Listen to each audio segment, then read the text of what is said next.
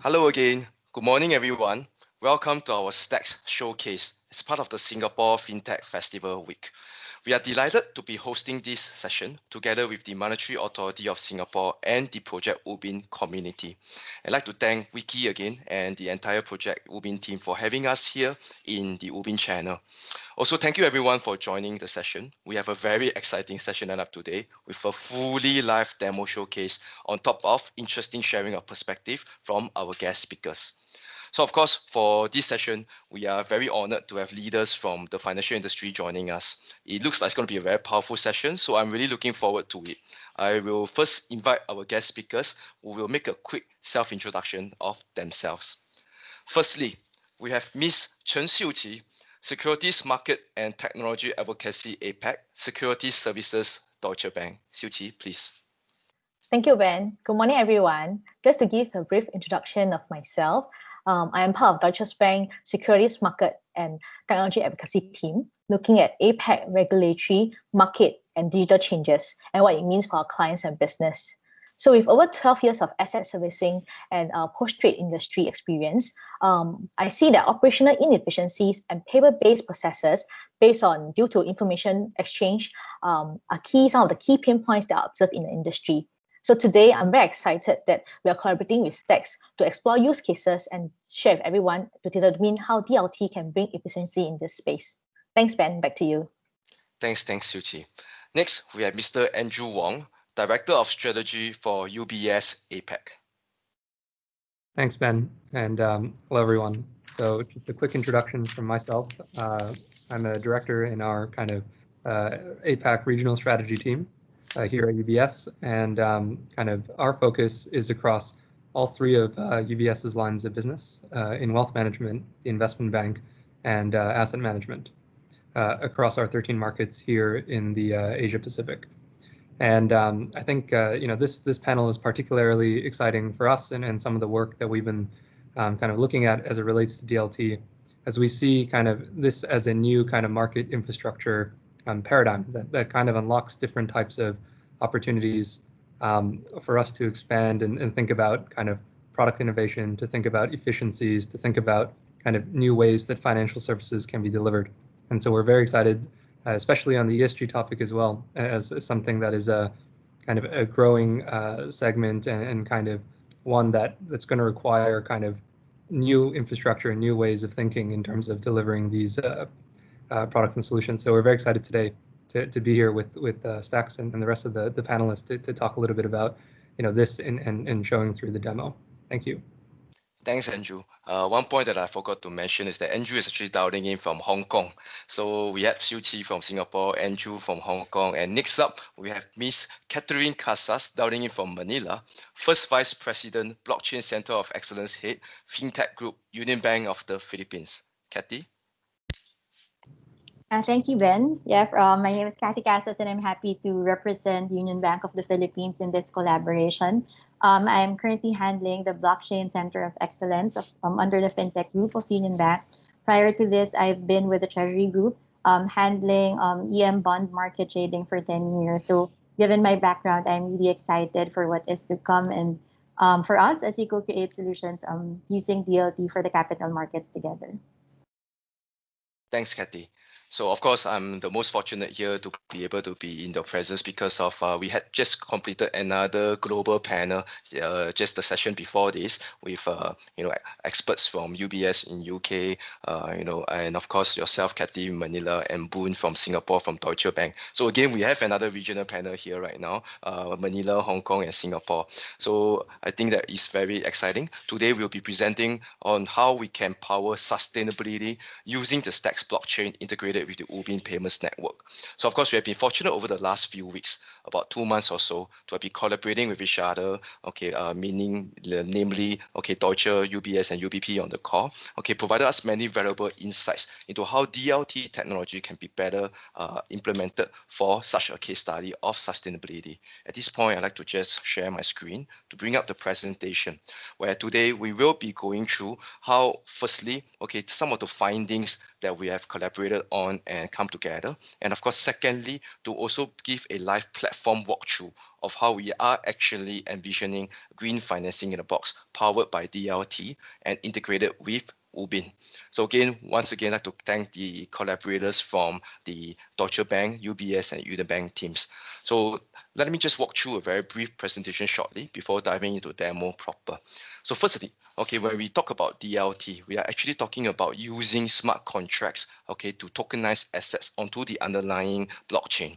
So this is the process whereby we define programming business logic into a token. And what's this token, which is actually a smart contract, okay, using blockchain-based technology, we'll be able to represent certain ownership rights and certain actions should be taken upon certain conditions automatically. So we envision this to produce further downstream benefits.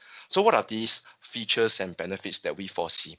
Firstly, with the use of blockchain-based technology to represent securities, we are therefore able to automate various funds and securities movements and the respective corporate actions through the use of smart contracts. Certain efficient delivery versus payment mechanisms can be automated and even make real time. And because of this, we do hope that the entire cost structure of the typical transactional banking could be reduced, thus allowing for more fractionalization and liquidity and greater access to different types of investors. So in the area of bonds, for example, it has always been typically a so-called high net worth game. So, but what if we are able to fractionalize and allow for more diverse range of investors to participate? Just through COVID, we have seen how retail investing has propped up the equity markets. So what if we are able to do so for fractionalization and liquidity of bonds? Okay, and of course, we still need to be able to enforce subscription and trading eligibility. With the use of smart contracts, we are now able to enforce on the smart contract layer, okay, the way that, okay, a fund is eligible or not to invest in a certain class of products. Then, of course, similarly, to enforce it further downstream, okay, not just at its current fund level, but at its subsidiary funds level. Okay, so this is where we foresee a lot of benefits when it comes to enforcing eligibility. The next 2 points are in green tax, because these are really relevant to the area of green bonds. We want to be able to use smart contract technology to manage the use of proceeds and also track the movement of supplies down the supply chain to ensure that the money is being used in a way that it would say that it has mentioned that it's been used for. And that, of course, will be very useful for on-demand reporting and impact reporting to give investors the assurance, that whatever they invested in are really for the same purpose.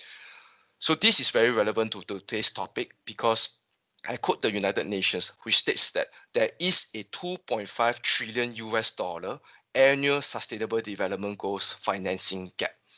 So, when we came together 2 months ago, the 3 banks and ourselves, we were looking at this problem statement and we were wondering how can we enable green bond issuers to utilize DLT technology to unlock greater access to global capital, such that ESG investors could be assured and have visibility over the use of proceeds and impact reporting.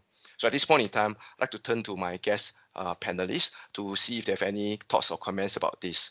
Xiu Qi. Thanks, Ben. So with asset tokenization, DLT technology has the potential to create non-traditional financial assets. So for instance, carbon tokens. So it unlocks new sources of financing, thereby increasing financing flows for sustainable development. With DLT, it enables an open, immutable, and participatory database. So where access of data can be real-time, and storage, validation, and access can also be real-time. So this brings significant advantages to impact investment and green financing. Green elements can also be incorporated into a sustainability token. So on this topic, I will dive deeper into how ESG frameworks and taxonomy can be incorporated into an SDG bond later in the demo session. Thanks, Ben. Back to you. Thanks. Andrew and Kathy, do you have any comments about this? Yeah, I think building on that point, I think kind of there's maybe 2 ways that we've also kind of been thinking about this that echo some of the points from Xiu Qi. So I think on the cost point, that's number 1, the ability to kind of bend the cost curve on different parts of the securities lifecycle, I think it helps to, I guess, for different kind of financial participants to potentially service kind of a wider swath of the demand in terms of kind of where the capital needs are. So I think that's kind of a cost enabling kind of an expansion of the types of volumes, potentially through these types of green financing instruments. I think the second, it also touches on a point that was just raised a little earlier around kind of the growing investor appetite around tying data, and specifically ESG data, to the securities instrument, and then pairing that with transparency. I think these three angles are exactly kind of what a DLT kind of based platform really enables, and something that kind of really does open the possibilities and creativity around different types of products that you can ultimately structure and create. It's not to say you can't do this on traditional infrastructure, but I think starting at a point that's digital from the start is just a lot more intuitive and practical in terms of thinking about some of the things that investors may be trending towards. Any comments, Kathy? Yeah, so yeah, there has been a growing demand for sustainable investments globally, which presents an opportunity not only for issuers to be able to meet that demand, but also now be able to generate a positive impact to the environment and society. But a lot of these issuances, I guess, come with growing pains for the issuer, especially during the life cycle of the bond. So from ensuring proper usage of funds to reporting, and DLT seems to be like the perfect recipe to put all of these things together in a single capsule by automating everything in a way that brings transparency and trust to the entire borrowing program in a cheaper and more efficient way for the issuer. Thank you very much, Kathy. So of course, as you see, we have a lot of valuable insights and inputs from our collaborators. And together, we have come up with a prototype customer journey for green financing, which we'll also shortly show during the demo shortly. So as Andrew correctly mentioned, we want to be digital right from the start. What if we could go from right at the top, create something that is actually digitally native? So in this use case example, let's just pretend that there's a solar panel farm that is trying to raise funds. And here we are trying to create a solar panel bond, all right, whereby these bond parameters and various elements of the green framework are programmed into the smart contract itself. So as a smart contract, we are therefore able to enforce certain eligibility and investment mandates. Note that not every green is the same. There are 50 shades of green. Some ESG investors are focused on infrastructure and social inclusion. Other ESG investors are focused on climate change and environmental friendly. So therefore, we want to be able to be very specific into which mandate are the funds able to invest in, and which therefore, securities are they able to purchase. We will also support efficient DVP settlements with the use of smart contracts, and of course with the integration to Ubin Payments Network, for example, we are able to service payments in a real-time basis. Of course, going forward, downstream, we can also manage the use of funds, whereby because right now, we are already using smart contracts, and where every single counterparty has a blockchain address, we are now able to whitelist certain addresses that belong to green certified suppliers. So the standards could be determined by the operators. For example, in Singapore, we have the Singapore Green Label. And therefore, these certain blockchain addresses, we call it green listed, they will be the ones that can receive the use of funds, that are raised from the sale of the bond. And all of these fund movements are transparent on the blockchain in an immutable fashion. Of course, from the corporate actions perspective, we are now able to automatically pay out coupon repayments and of course redemption of the principal, and thus hopefully it can drive down the cost of asset servicing.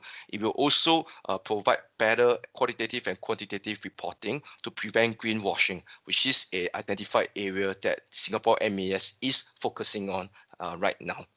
So with this customer journey, we have collaborated together over the last few weeks, and we have enhanced our platform to be able to satisfy this.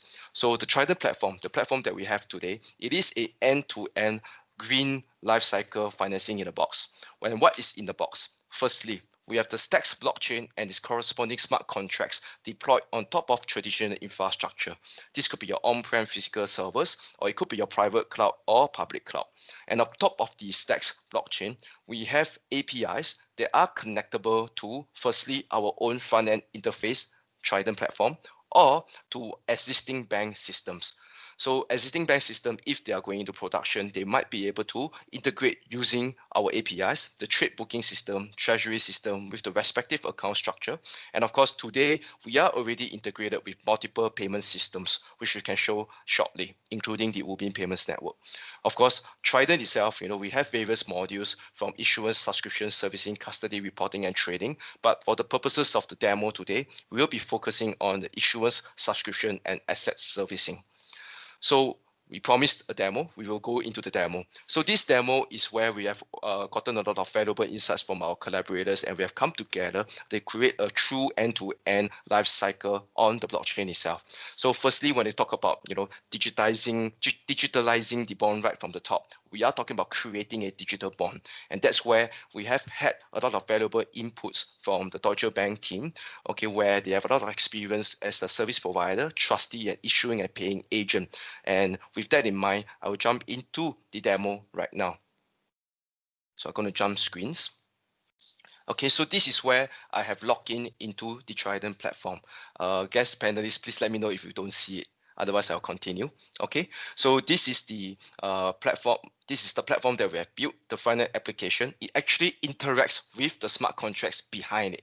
So whatever that we have done here, I've just previewed it a few moments by, this is actually going to represent the bond parameters that will be deployed onto the blockchain. So here we have some solar panel bonds that has been rated, with an ISIN code. And if we go next, we are going to try to issue $1 billion today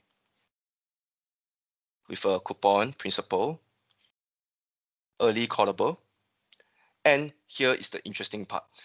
We are able to choose what type of framework we want to program into the ESG token. Yesterday, we demonstrated using the social bond principles because we were trying to showcase a case study of inclusion. Today, we are going to focus on green. Okay, so let's just say we choose some of these permitted use of proceeds such that ESG funds with the mandate to invest in energy, renewable energy, clean and green will be able to invest in this bond. Similarly, ESG funds that have clearly stated that they will not be investing in alcohol or tobacco, for example, will not will not be allowed to invest in these securities, as certainly the proceeds of this bond will also not be able to be deployed for certain such use. Okay, and this also includes certain downstream programming. So it's not just being the fund that invests directly, but also your sub fund or your sub LPs. Okay, will also have the certain eligibility programming. So next part, restrictions. Okay, in this point, we are able to whitelist any nationality or residency of investors. In this example, we have whitelisted Singaporean nationals and residents, accredited investors, risk tolerance 4 and 5 on the scale of 1 to 5. Okay, here we are able to upload certain documents. So this could be your private documents, as we call them, legal agreements, or it could be public documents that will be available for the public to view. For example, your bond prospectus. Later on, we could even add in more documents, like example, audit, report, second party opinion, etc. for the green bond. And we go next. Essentially, we are now reviewing the entire smart contract fields that we have input. And if I go to publish it, it will be deployed onto the blockchain.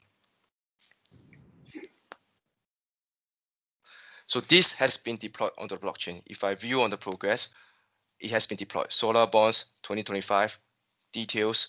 If I open up the browser right now, okay, so this is UTC timing, 8 hours behind. Just a few seconds ago, I have just deployed a smart contract onto the blockchain. We have digitalized a bond, created a digital bond. It has a life of its own. It will perform certain actions based on certain conditions that will be really, really beneficial for downstream efficiency. So at this point in time, I'll jump back to the presentation and move on to the next slide. So as I mentioned, there's a lot of collaboration and inputs from the Deutsche Bank team when it comes to this part on tokenization. So I'll hand over to Xiu Qi from Deutsche to share with us some of her thoughts and comments about this piece. Xiu Qi. Okay. So to explain what Ben has demonstrated on the Trident platform, we can see that the key bond attributes are captured up front, where ecosystem participants from issuer, arranger, and investors have access to the same data source. So the availability of this bond information allow for early and efficient creation of the instrument in downstream systems. So in current day process, data limitations and message truncations in a message-based data transmission between multiple parties creates delays and inefficiencies. A lack of common up-to-date information source can result in time-consuming and costly reconciliation of data. So with this concurrent access to the same set of data, improves communication flow and eliminates the need for multiple bilateral information exchange, since network participants could share the information on the blockchain in a trusted and secure manner. Secondly, we can touch on the platform where it potentially enables ESG labeling from the start. So ESG framework and taxonomy are tied to the instrument in the creation state. So this enables programming of ESG conditional business logic for downstream benefits. It also opens up the possibility of incorporating multiple ESG frameworks, catering to the respective ESG requirements and impact reporting. The value proposition here, technology can lower entry barriers to issue ESG bond. So why is taxonomy important for ESG investment? Creating a common taxonomy facilitates ESG investments. So for instance, it is stated as one of the top priorities in ASEAN Capital Market Sustainability Agenda. So having the capability to use accepted ESG taxonomy at the digital bond creation stage will help to promote transparency and provide consistency and comparability to investors in the sustainability market. So in addition, the new infrastructure also offers transaction transparency because the use of proceeds can be tracked, monitored, and reported. Smart contracts can be programmed to enforce the use of proceeds for sustainable investing, as what Ben has highlighted earlier. Coupled with data analytics, further assessments and measurements of impact on ESG can be performed, allowing KPI-linked impact reporting. So in all, these capabilities will unlock new opportunities for service providers. They can provide bespoke ESG services designed to match the diverse needs of the asset managers. Yeah, that's all I have. Thanks, Ben. Thank you very much, Xiuqi. So to the next part of the demo, we will be covering how now, since the bond has been created, okay, we are able to arrange a sale, arrange a sale for the bonds to be sold. And of course, here we have received valuable input from UBS. And then the next part of it is that we will also look at how now investors can purchase these bonds. And of course, from Union Bank, we have received a lot of input from them too. So jumping back into the demo.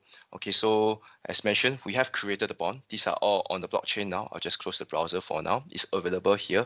I'll jump into the launch center. So this is where we are now able to create tranches of bonds for sale. So creating a new launch of ESG bonds. So first of all, let's create the first launch. Okay, we talk about a solar bond. Okay, it's a SFF solar,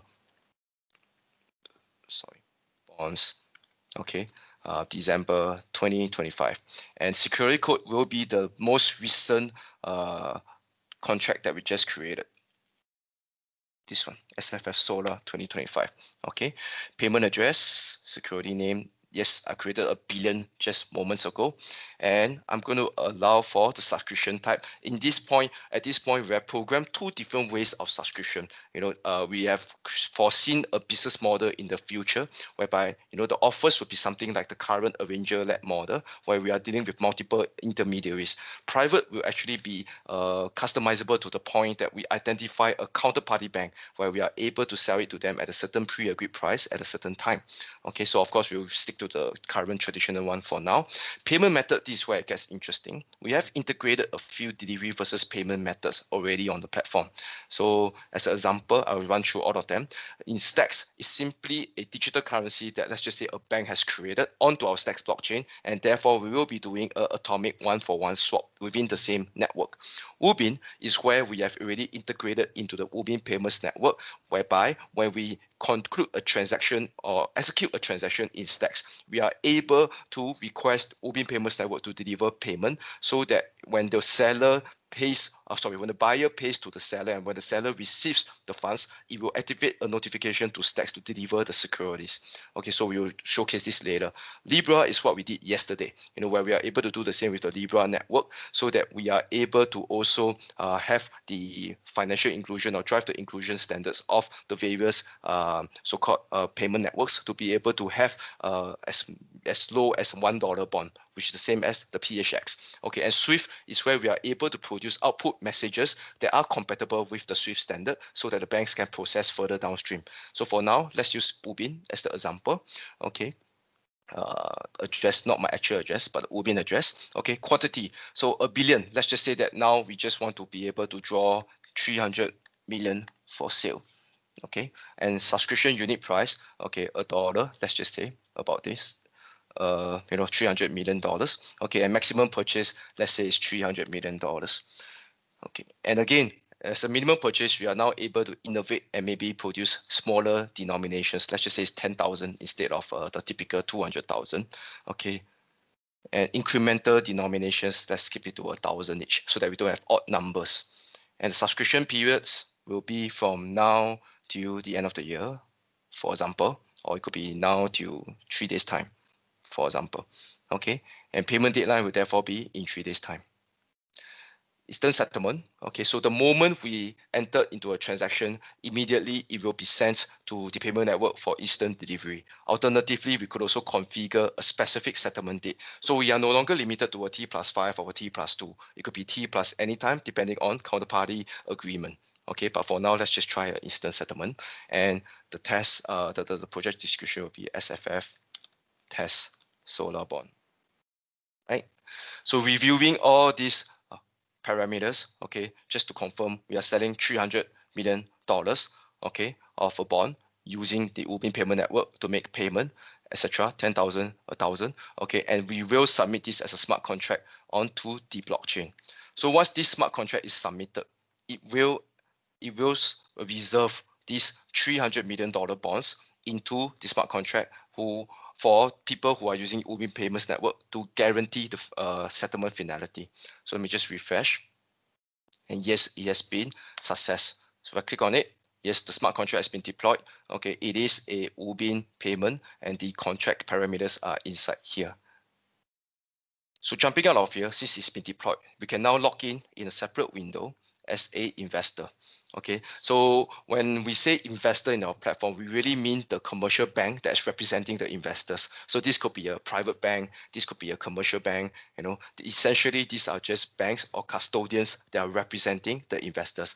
So I've already logged in as one other bank, okay, and in this bank, we have simulated or mimic 4 different personas. So within this bank, we have a United States institution, a Singapore institution, Malaysia institution, and a United States individual. And every one of them have a different address, wallet address. All right. So if I look at the asset center, we are also able to query the Ubin balance. So querying, we need to wait for a moment, or actually we need to refresh the page. I'll come back to this. But at the same time, we can also click on Libra because we have been connected to the Libra network. So this is the Libra balance and also the payment method that we have showcased just yesterday. Coming back to Ubin, okay. So let's remember this number. We have 89,000 US dollars inside our Ubin address right now. So let's try to buy some bonds. Okay, so we have created the solar bonds just a moment ago. We are now, we have also created the launch of the bonds, a tranche of the bonds. So this is one tranche, okay, of $300 million. Let me subscribe to them right now, okay. So note that these bond parameters are what that we have produced so far. We have programmed them just a moment ago, and in the trading restrictions, we talk about it only being able to allow Singaporean investors to participate. So let's just try. Let's try using non-Singaporean, for example, United States instead. Okay, so 300 million for sale. Let's try to buy 20,000. Okay, using Ubin, even if I have the right password and I try to submit it to the blockchain, you'll notice that the transaction has failed. We'll review this shortly. Okay, let's try another one. This time we use the right address, the Singapore persona. So now the Singapore investor is trying to buy the bond for 10,000 of the, which is the minimum, using Ubin address to service the payments. Okay, upon entering this, if I click on confirm, what's happening in the background is that we are sending an API notification to the Ubin Payments Network for the buyer account inside Ubin Payments Network to deliver $10,000 to the seller. And when the seller has received it, it will send the transaction notification back to us. And if we look at the order status, oh, it has just been completed. It usually takes about 3 to 4 seconds for the entire thing to complete, whereby once the transaction has been completed, you send a notification to us to deliver the securities to the buyer. Okay, so here we notice there are two transactions here. One of them is a $20,000, which is the first one where it failed. And it failed on the blockchain because of the KYC verification not satisfying the restrictions. If you look at the details, this is actually recorded onto the browser. So transaction ID on the browser, it shows that it failed. And also this is actually on the blockchain layer, not at the application layer. So even if you try to not use our application and try to send the API to the blockchain, it will fail. At the same time, if you look at the ones that succeeded, okay, the 10,000 is also on the blockchain. And if I look at the asset center now on the balance, so firstly, let's look at the bond balance. On the United States wallet, I will still see $0, sorry, 0 bonds in the address. In the Singapore institution, yes, I have 10,000 bonds. And if I look at the Ubin account, I will remember that I had something like 89,000. And if I query and refresh Ubin, let's just wait a moment. I now have only 79,000. All right, so we have completed the transaction on Ubin. Yesterday, we also showcased a case of using the Union Bank PHX. So to be clear, the Union Bank PHX is live and ready, but we haven't connected it officially to the blockchain yet. So this is a simulation of what it will look like. So currently, let's say there is a 500 million PHX and 0 bonds, and we come to the transaction here. Okay, assuming that we are now, because Union Bank is the distributor of the bond and they are now making it available for retail inclusion. So assuming that they are just going to allow for minimum $1. $1 is about 49 pesos. So let's just say it's 49 PHX. And if I subscribe to it, you'll note that, okay, we will be sending this transaction to the blockchain. And of course, we will also be increasing the balance and decreasing the balance of PHX and increasing the number of bonds. Okay, so coming back to the presentation. So we have completed a launch and a sale, and of course the investing by Union Bank as an example. So now over to Andrew for your thoughts on what we just done. So Ben, I think there's a lot there, a lot of exciting kind of features to kind of build in. But if I was to summarize, I think maybe the key kind of takeaway is that there's the flexibility. I think, again, starting digital first, and then kind of some of the upstream pieces that have been programmed in that allow for the conditional logic to be executed downstream. Starting with these two pieces, even in just such a simple example, we can see that there's a lot of different kind of flexibility and options in terms of how you may want to syndicate or distribute kind of some of these transactions across different investor types, which will be important from an ESG investment perspective.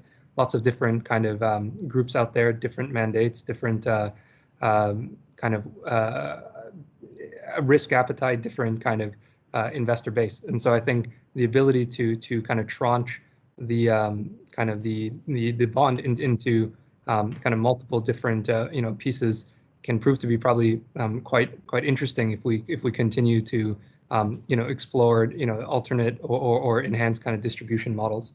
I think the second around the payments piece, I won't go into too much of this, but just again recognizing that the flexibility of settling in different kind of payments, at least kind of showing that it's technically possible to do this, also brings to the question of, can you access responsibly with the right guardrails kind of different investor pools? And back to that original point on the 2.5 trillion gap, I think these are the types of questions we need to be thinking about, how technology can enable us to originate interesting transactions, but at the same time match them with the right investors. And I think, Ben, what you showed through a lot of those features is that we have this flexibility to begin asking this question and thinking about kind of more practical ways that are enabled now by this technology and this type of infrastructure to reach kind of these different investor pools. Maybe lastly, I'll just mention that I think the different delivery versus payment models is also important. Just recognizing that the transition to full digital cash is something that will be a glide path. It'll be something that kind of will take time, but having some of this, again, flexibility of different payments, different settlement methods, only increases kind of the flexibility around what can be done in terms of the subscription and distribution. Thanks, Andrew. Kathy. So with the demo, you can see that applying distributed ledger technology greatly improves efficiency and would essentially allow us also to lower operational costs, removing unnecessary friction, eventually translating to low cost and a lower barrier to entry for the end investor, thereby making it a good tool also for us to drive financial inclusion. So I like the part where the different payment rails are actually integrated into the system, as it gives investors flexibility in terms of choosing the settlement method. And that settlement is not limited to traditional funding rails, but incorporates digital currency as well. So as mentioned earlier, integration with a digital currency or PHX stablecoin, for example, or UBIN, as a payment method completes the picture and allows for smart contracts to ensure truly real-time delivery versus payment, which benefits all the parties in the ecosystem. Thanks very much, Kathy. So in the next part, we will not go through the demo of secondary trading, but it's essentially the same as the primary markets, whereby we are also enforcing trading eligibility. We are potentially removing the need for reconciliations, as all the counterparties are now on the same digital ledger. And similarly, we are integrated with multiple payment channels for efficient settlements post-trade execution. So instead, we'll jump into the final part, which is asset servicing. So now the bond has been created, the bond has been arranged for sale, the bond has been invested into, and now we want to be able to service these assets. So coming back to the platform. So we will now go into the asset servicing center and looking at the ESG bonds here. Yes, we have the solar bonds here, $1 billion, and we are able to now interact with it. Now let's assume that the bonds have been fully sold out, right, for a moment. And now that is a few months down the road. Okay, so first function I want to talk about here is attestation. Okay, so what does this mean? This is where we are trying to store some information onto the blockchain. For example, use of proceeds. We have raised 300 million, for example, and we are going to spend, let's just say, $20 million,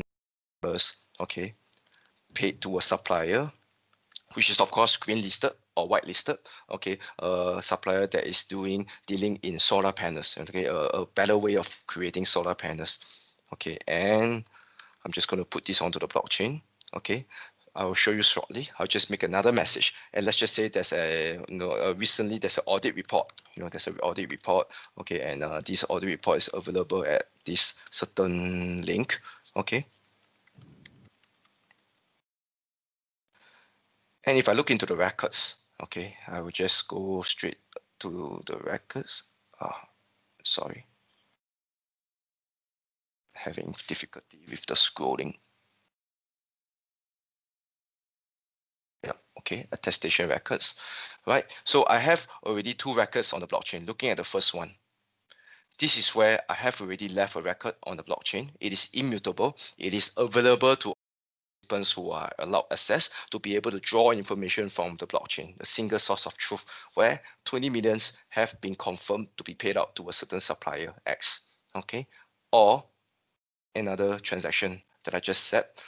A certain audit report has been published at this certain link. Of course, at the future phase, we will also be linking to the document directly in the form of a hash. So that's the upcoming development. So coming back to the ESG bond servicing, this one. Let's do the second corporate action here, which is coupon payout. So again, let's assume that some time has passed and it's time to make coupon payments. So at this point in time, what first thing we need to do is to calculate. What are we going to calculate? We are calculating the number of token holders and their holdings on the ledger, universally. So that is done in a second. Immediately we will have the records. We can actually distribute this right now. So assuming, of course, that the issuer has already paid the custodian or the paying agent, they have already paid the the dues, and now we are going to make the coupon payments of the first year, for example. Secondary password. I'm just going to put it in. The moment I submit this, I am now making a coupon payment to all the token holders based on their holdings. All right. And if I just wait a moment, or if I refresh, still in progress. This will come out shortly. Whereby I recognize 2 addresses. All right. And if I, 2 addresses, whereby if you remember, we made a subscription of 10,000. We made a second 20,000 that failed, and of course the remainder we assume that it's been bought up by an institutional investor. So there are 2 investors here. If I click, just gotta wait for a moment while the system is calculating and paying out on the blockchain. Success. Now let's look at it. The transaction ID has been produce. So this transaction ID on the blockchain states very clearly 2 addresses have received the payment. And of course, the last bit is the so-called redemption. I'm not going to do this now in the interest of time, but it's exactly the same principle of coupon payment, where we are able to look at the number of token holders and their holdings and immediately redeem their bonds and pay them back accordingly. So coming back to this, okay, of course, we receive a lot of input from the Deutsche team from the security servicing angle. Just like to pass to Xiu Qi for any comments here. Yep, thanks. So with the terms of the bond being coded into the smart contracts, so for instance, like the coupon payment dates, the redemption date, and the coupon rate and so on, it allows for the automatic calculation and payment of periodic coupons as well as principal upon maturity. At the same time, there's also a freeze mechanism, which Ben has highlighted, which stops the transfer of the bonds, and you can take a snapshot of the holdings, and therefore payments can be dispersed to the bondholders thereafter. So what are the key inefficiencies in the current process? If you look at the traditional coupon payment process today, bond payments are often made by the issuer via a paying agent. The paying agent then transfer the coupon payments to a CSD, and the CSD to the custodian banks, which then credit the investors. So in between, multiple reconciliations occur between the various set of participants. In a DLT-enabled platform, access to a common ledger removes the need to maintain multiple records with different bond ownership details. So this eliminates the need for reconciliation involving multiple parties, so leading to efficiencies and reduced costs. So therefore, asset servicing can be performed with higher speed and greater precision. I will also touch on the DVP settlement on blockchain.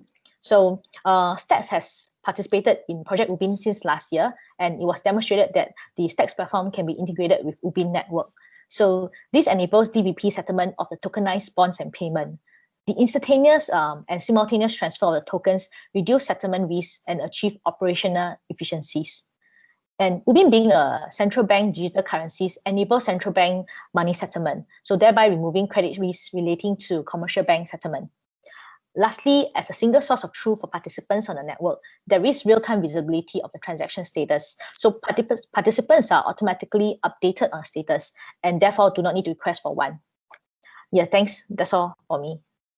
Thanks very much, Xiu Qi. So as a summary of the entire showcase that we have seen, okay, this is a summary of the features and benefits. Just to quickly run through, we are now able to make more frequent and rapid issuance through the use of smart contracts. Instead of waiting weeks, possibly we may issue a bond in days.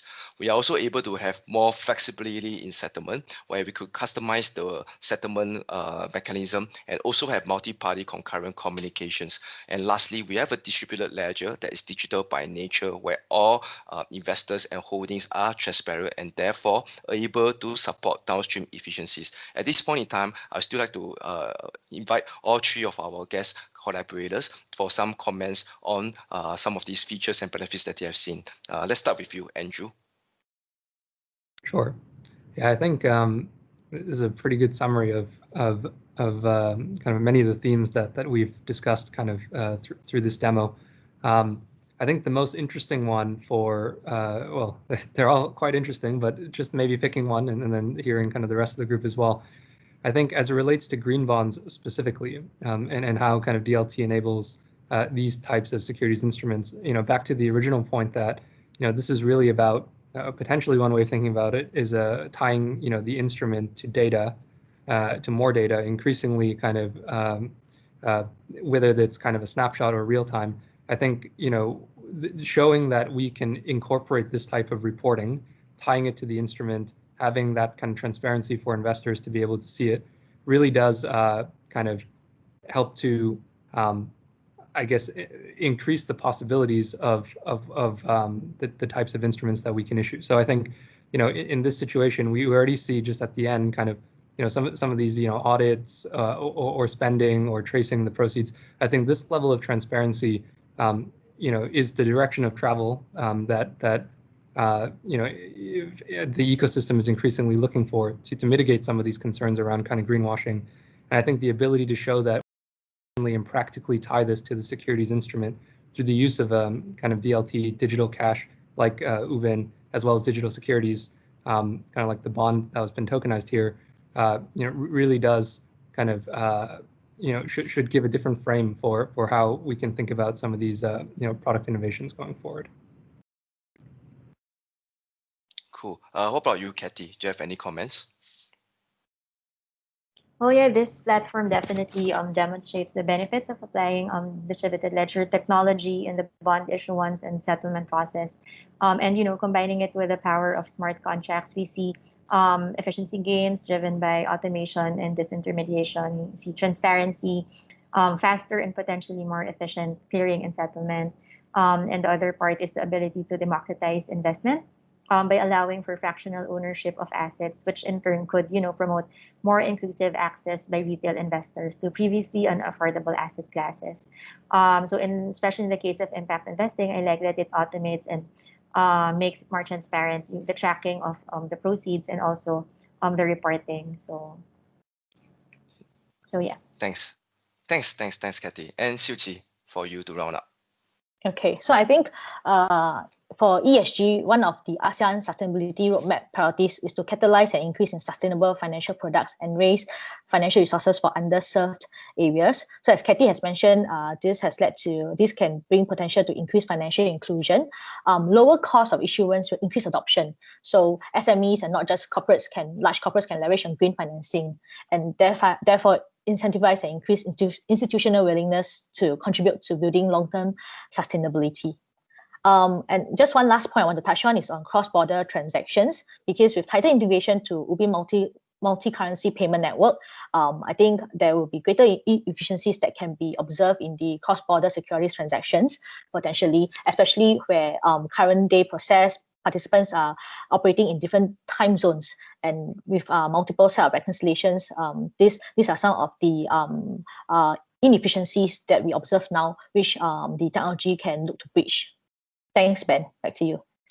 Thanks very much, Siu Qi. So of course, we are running out of time, so I don't think we are able to take any questions. However, there is a chat function in the Ubin channel. You are able to find my